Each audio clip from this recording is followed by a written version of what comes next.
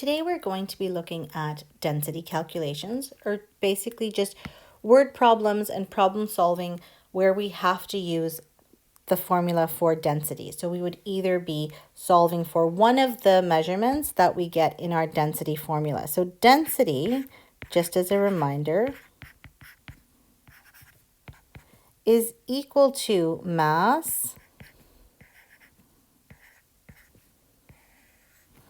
divided by volume.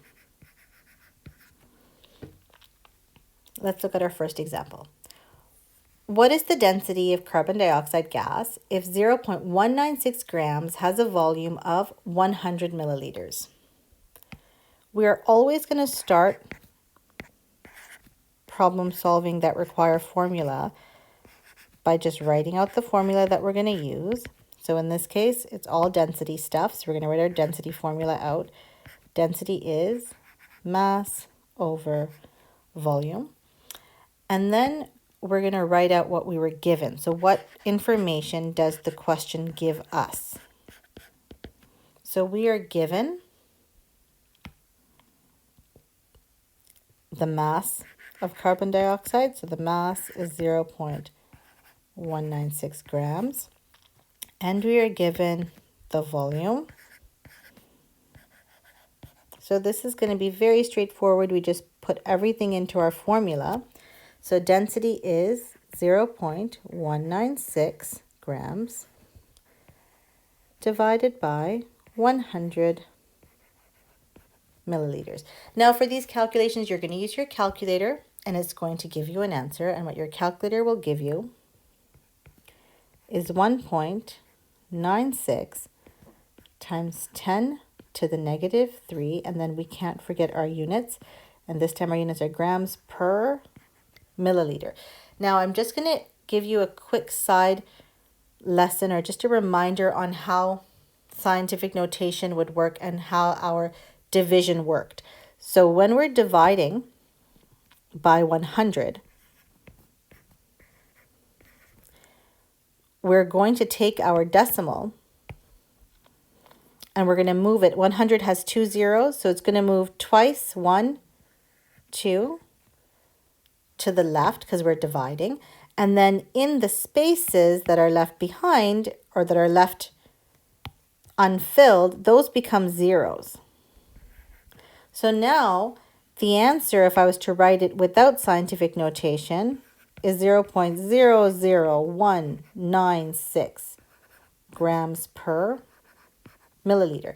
Except when we have so many leading zeros like this, then it's better to write them in scientific notation, which is why your calculator will automatically give you that.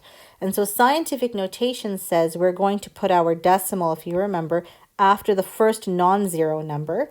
So the first non-zero number is the number 1. So our decimal is going to go after that. And then we have 1.96. So I've gone and placed my decimal here, right? But in reality, it's over there.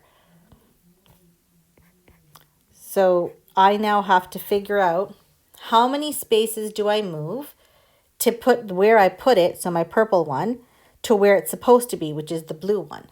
Well, first we look at the direction. I'm going to have to go left, which means my exponent's going to be a negative. And then I'm going to have to go left 1, 2, 3. And that's where that negative 3 came from.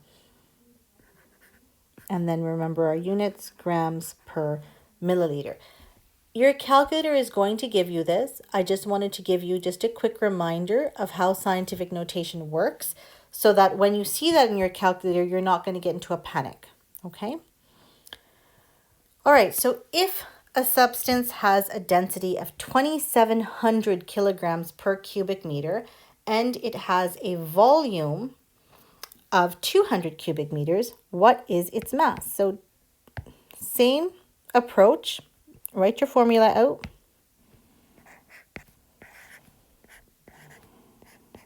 So we're just going to write that out.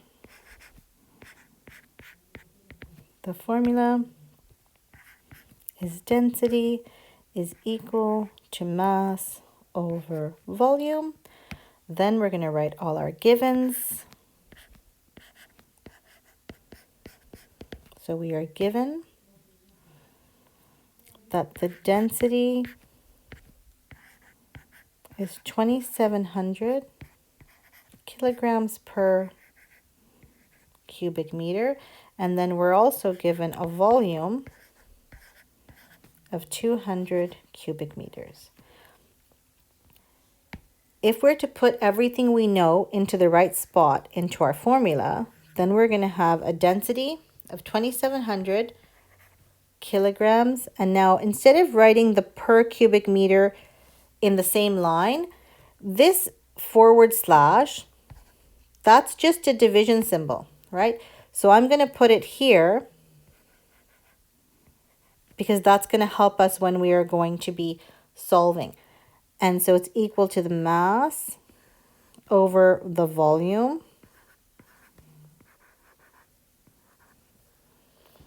And be very careful here just because this M means mass, but that M over there means cubic meters, okay? All right, so now I want to have my mass by itself. So what I have to do is I have to get this 200 cubic meters out of the way. It's being divided, so the opposite of division is multiplication. So when we multiply it, it's going to disappear. So we multiply it as well on the other side. So on the other side,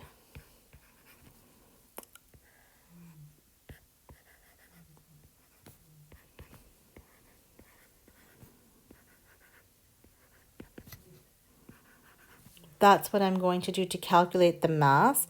And so the mass, when we do this calculation, the cubic meters that are being divided will divide away with the cubic meters that are being multiplied. So those two will just divide out, and then you're multiplying, and you will notice that you're left with kilograms as your unit, which is perfect because kilograms is a measure of mass. So I know that I'm on the right track.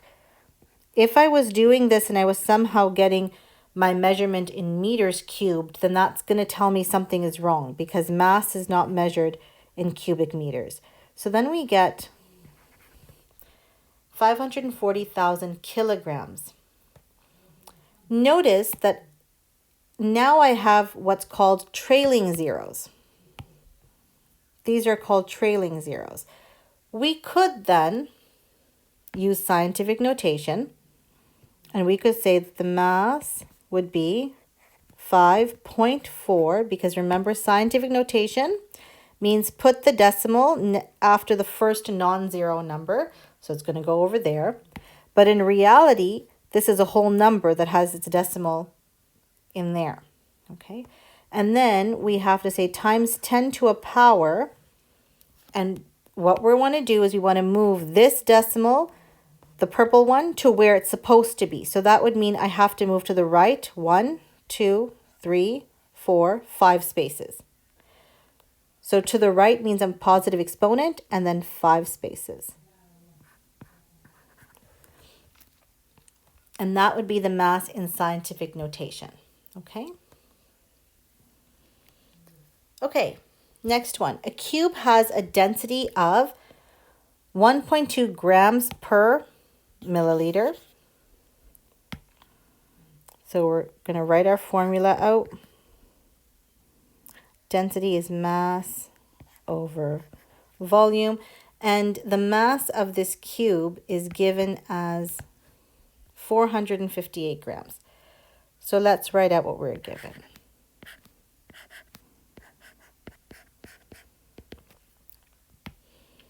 We have a density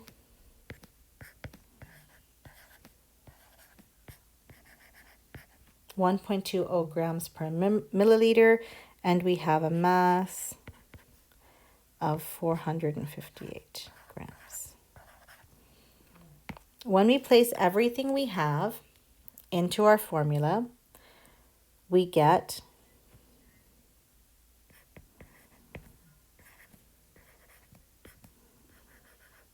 1.20 grams per milliliter is equal to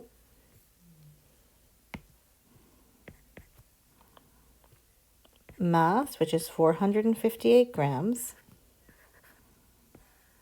divided by volume, which is what I'm going to try to find.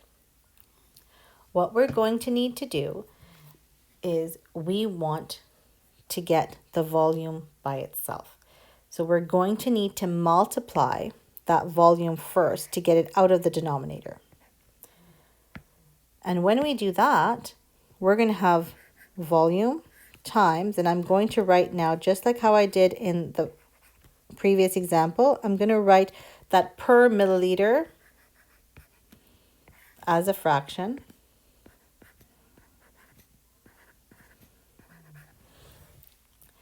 Now, in order to get volume by itself, I need this entire bracket to go away.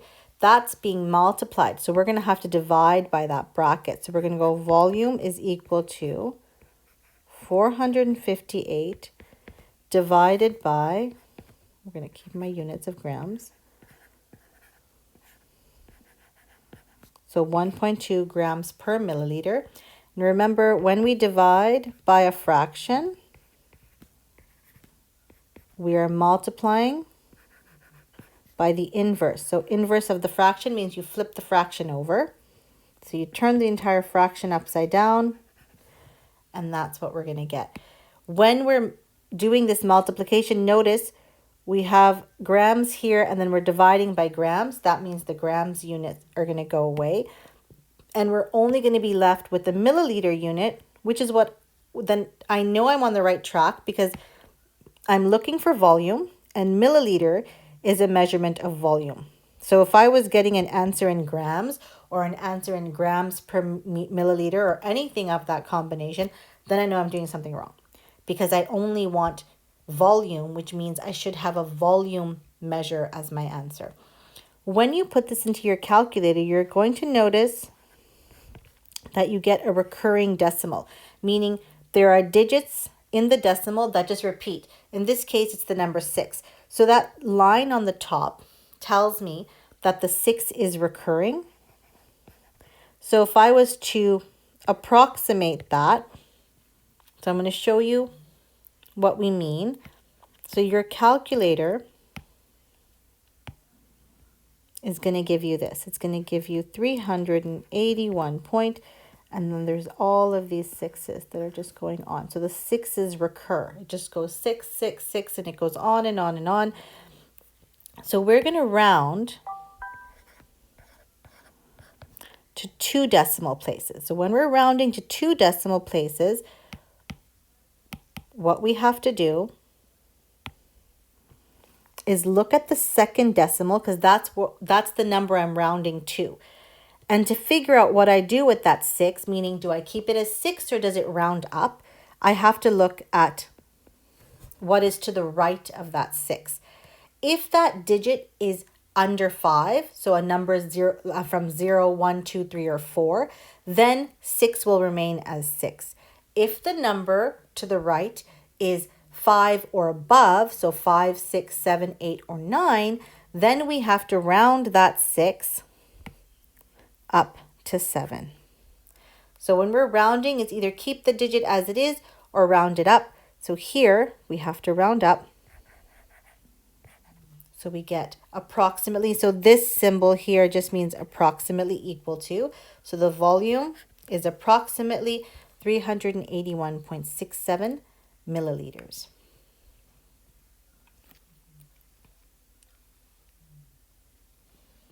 Let's look at this example. A stone is placed into a graduated cylinder filled with 2 milliliters of water. Graduated cylinder, it just means it's a cylinder that has the actual markings for me to see how much of water or liquid is in there, okay? So a stone is placed into a graduated cylinder filled with 2 milliliters of water. The height of the water rose to 7 milliliters. So when I put it into the water, the stone, the height of the water rose. If the mass of the stone was 25 grams, what is its density? So we're going to start just like we always do by writing our formula out.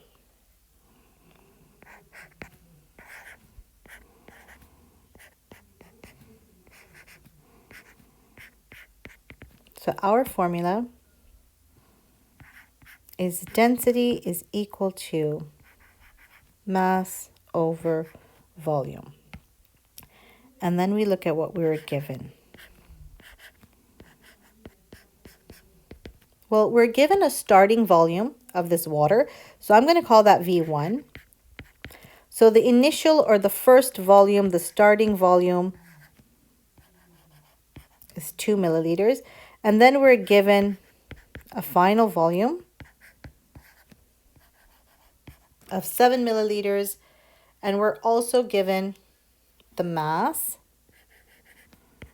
as being 25 grams.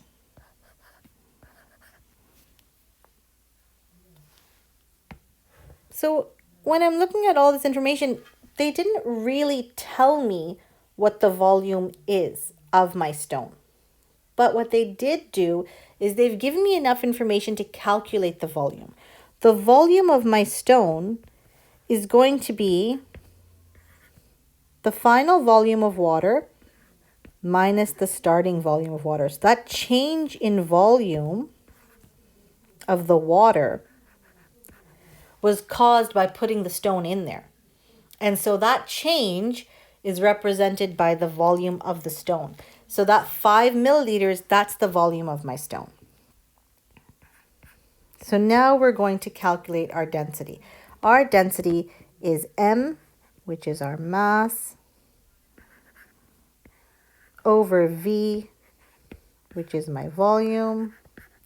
And when we do that, we get a density of 5 grams per milliliter.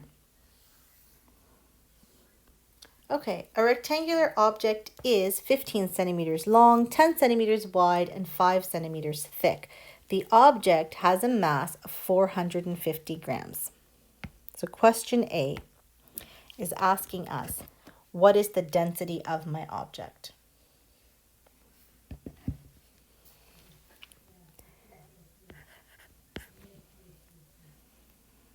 So formula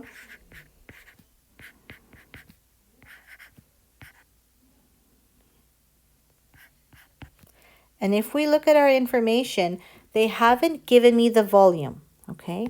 But they gave me length, width, and thickness, or that would be like the height of this rectangular block, okay?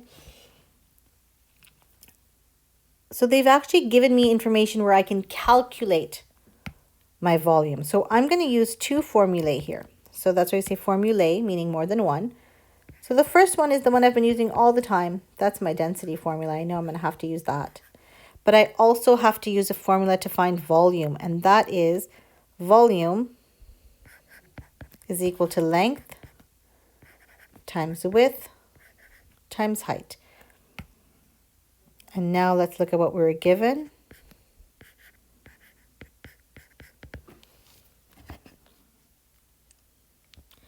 We were given the length. Oops.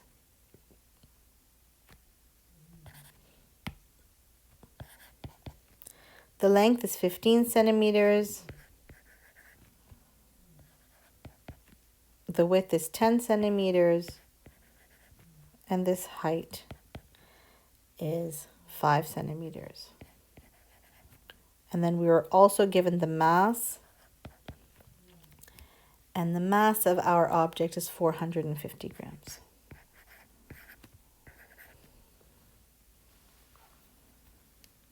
So before I can use my density formula, I first have to get my volume, because my density formula needs the volume. So we're going to calculate our volume first.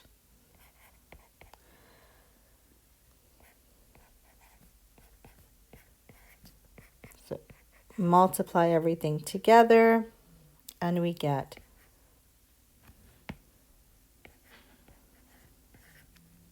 750 cubic centimeters. And now we can substitute what we have into our density formula. So density is mass, which is 450 grams, divided by volume, which was 750 cubic centimeters. Once we do that, we will get 0.6 grams per cubic centimeter. Now, the next question says, Will this object float or sink in water? We're going to need to remember what the density of water is. So you can either look it up in your notebook, but I'm going to write it here.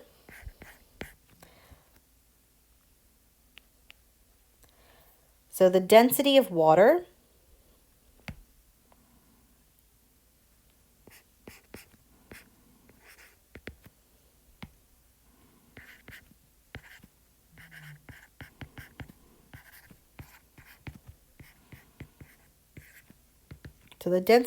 is 1 gram per cubic centimeter. And our object has a density of 0.6 grams.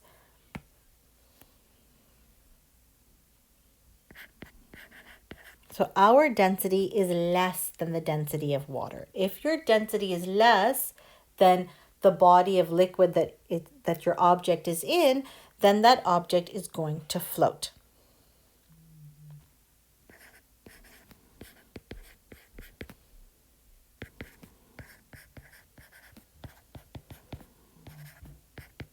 So the object's density is less than the density of water.